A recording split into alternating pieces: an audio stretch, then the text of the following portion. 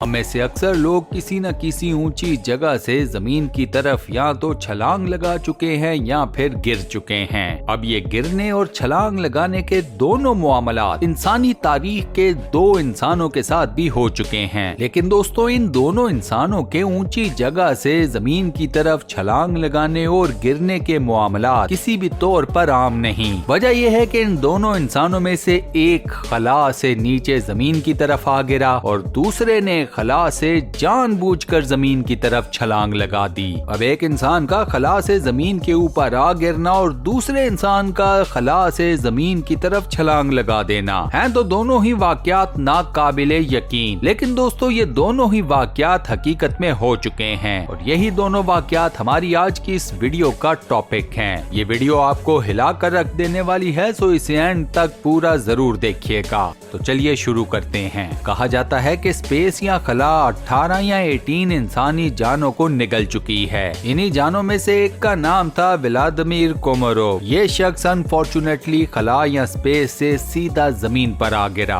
ये बात है 1927 की, यानी कि 1927 की, जब रूस को सोवियत यूनियन कहा जाता था। व्लादिमीर रूस या सोवियत यूनियन में ही पैदा हुआ। हवाबाजी का शौक रखने वाला ये लड़का सिर्फ 15 साल की उम्र में प्रोफेशनल पायलट बन गया। साल बीतते चले गए और जमाना आया 1955 का, 1955, जब अमेरिका और सोवियत यूनियन की कोल्ड वॉर अपने उरूज पर थी। उस वक्त अमेरिका और रशिया के दरमियान एक खास किस्म का मुकाबला ठन गया। ये मुकाबला था स्पेस या खला में पहले जाने का। दोनों ममालिक की पूरी कोशिश थी कि अपने स्पेस प्रोग्राम को फौरन से फंक्शनल किया जाए और खला की वसतों में जाकर पहला कदम जमा दिया जाए। दोनों ममालिक ने अपने स्पेस प्रोग्राम्स को लेकर मल्टीपल टेस्ट किए। खला में पहले जानवरों को भेजने की कोशिश की गई और उसके बाद इंसानों को। उस जमाने में इस्तेमाल होने वाले स्पेस क्राफ्ट अभी टेस्टिंग फेज में ही थे। इन क्राफ्ट्स के ऊपर रिलाय करके स्पेस में जाना बिल्कुल भी आसान काम नहीं था। खला का यह सफर हर तरह के खतरों से भरा हुआ था। उस जमाने में तमाम खलाई मिशंस के ऊपर जाने वाले तमाम खलाबाजों को ये बात मालूम थी कि ये खलाई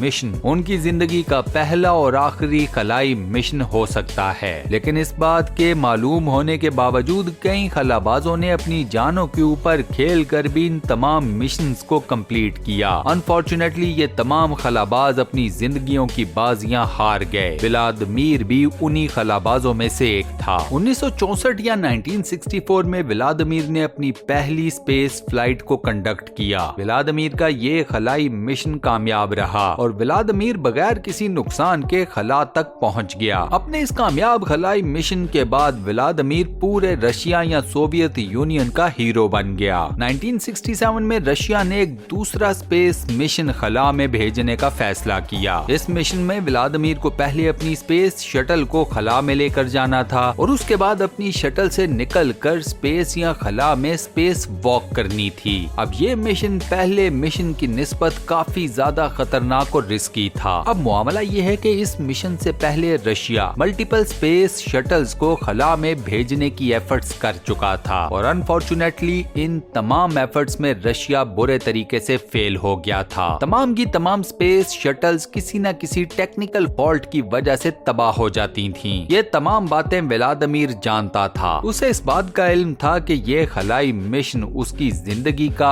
आखिरी मिशन साबित हो सकता है। लेकिन ये शख्स इस मिशन से एक कदम भी पीछे नहीं हटा। उस जमाने में कई एस्ट्रोनॉट्स ने रशियन हुकूमत को खतूत भी लिखे कि फिलहाल ऐसे स्पेस मिशंस को रोक दिया जाए। लेकिन जैसा मैंने पहले कहा कि कोल्ड वॉर अपने अरूज पर थी और रशिया खला में अमेरिका से पहले जाकर अपनी पावर को डेवलप करके उसे होल्ड करना चाहता था। सो एज अ रिजल्ट ना तो रशिया ऐसे एक्सपेरिमेंट से बाज आया और ना ही अमेरिका। कहा जाता है कि खला की तरफ परवाज करने के लिए जो स्पेस शटल व्लादिमीर को दी गई उसमें 200 के करीब टेक्निकल फॉल्ट्स थे। हर किसी को मालूम था कि ये स्पेस शटल तबाह होने से नहीं बच सकती। 23 अप्रैल 1967 की डेट थी जिस दिन व्लादिमीर अपने स्पेस शटल में बैठकर खला की तरफ रवाना हो गया। अगले 24 घंटों के दौरान इस शख्स ने अपनी इसी स्पेस शटल में बैठकर जमीन के गिर्द 16 यानी कि 16 चक्कर लगाए। सब कुछ ठीक चल रहा था और व्लादिमीर को ये लग रहा था कि तमाम तर टेक्निकल फॉल्ट्स के बावजूद वो किसी न किसी तरीके से अपने स्पेस मिशन को कामयाबी के साथ तय कर लेगा, लेकिन अनफॉर्चुनेटली ऐसे नहीं हुआ। सबसे पहले व्लादिमीर के स्पेस क्राफ्ट के सोलर पैनल्स ने अपना काम करना छोड़ दिया। इन्हीं सोलर पैनल्स के थ्रू स्पेस क्राफ्ट को एनर्जी मिल रही थी। अब उस टाइम के ऊपर व्लादिमीर को फौरन से स्पेस मिशन को खत्म करने के ऑर्डर तो मिल गए, लेकिन ये ऑर्डर्स मिलने में देर हो गई। उस वक्त तक व्लादिमीर के स्पेस क्राफ्ट की रॉकेट ब्रेक्स भी खराब हो चुकी थीं।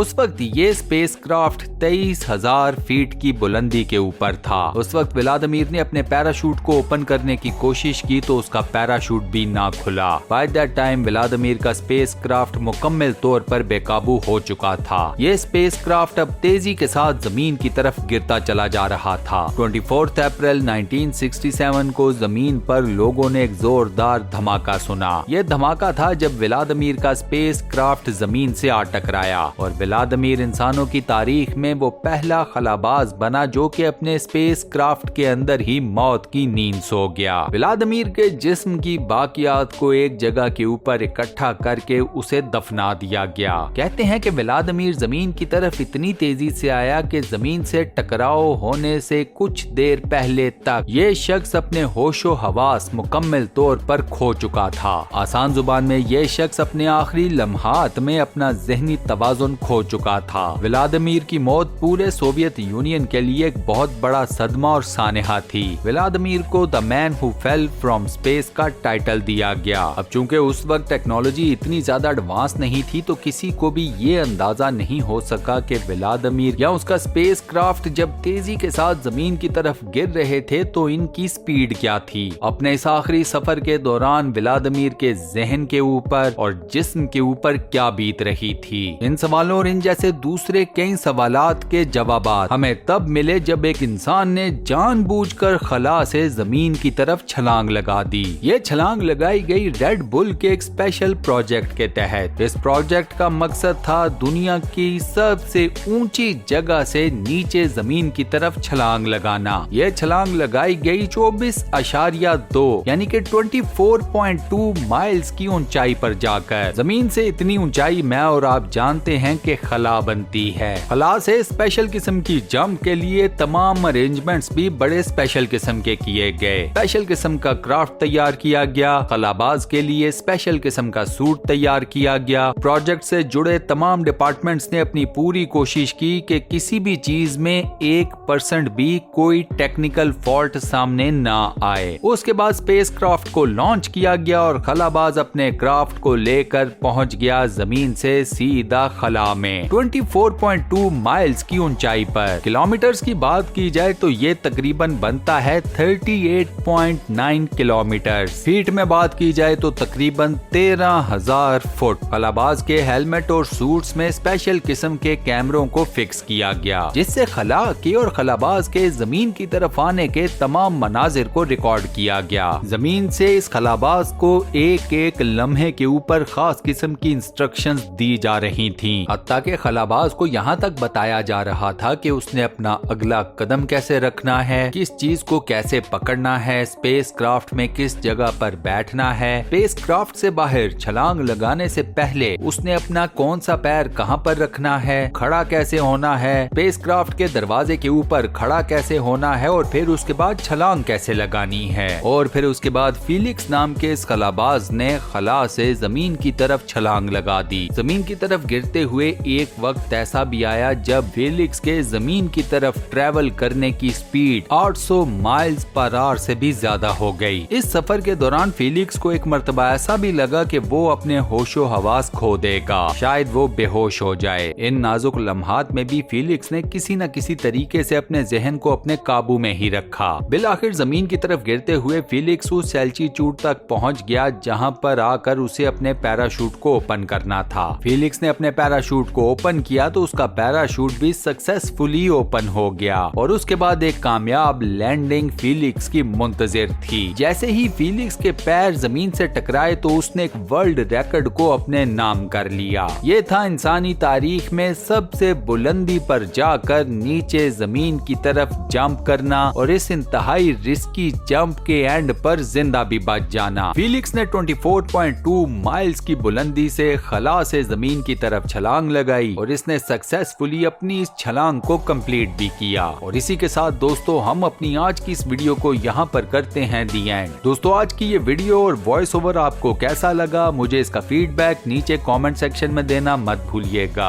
वीडियो को बंद करने से पहले आपसे एक छोटी सी रिक्वेस्ट, और वो ये कि अगर आपने हमारे इस चैनल स्टूडियो वन को अभी तक सब्सक्राइब नहीं किया हुआ तो काइंडली हमारे इस चैनल को फौरन से सब्सक्राइब जरूर कर लें, साथ बने हुए बेल के आइकन को प्रेस कर दें और नोटिफिकेशंस में ऑल लिखा नजर आएगा उस पर लाजमन क्लिक कर दीजिएगा। अपना बहुत ख्याल रखिएगा, मैं आपसे मिलता हूँ अगली वीडियो में।